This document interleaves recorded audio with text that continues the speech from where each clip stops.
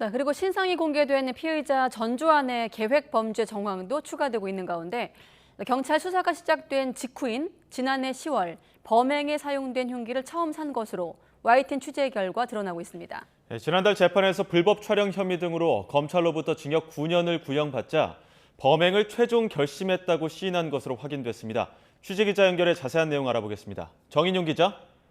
네, 사회일보입니다. 네, 그동안 계획 범죄 정황이 알려지긴 했는데 이렇게 구체적으로 범행을 언제부터 준비하고 결심했는지는 이번에 처음 확인된 거죠?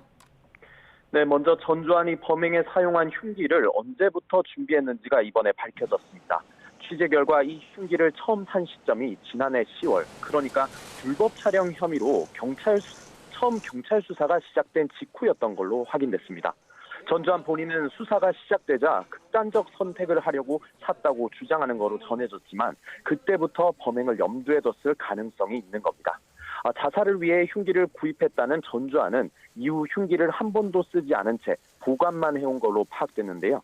지난 1월 스토킹으로 추가 고소를 당하고 지난달 18일 관련 혐의들로 기소된 재판에서 검찰로부터 징역 9년을 구형받자 범행을 최종 결심한 거로 드러났습니다.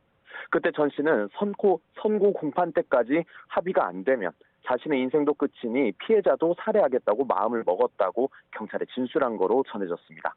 전 씨는 지난 5일 피해자 옛 거주지 인근을 처음 찾아갔는데 그때 일회용 위생모도 산 거로 파악됐습니다.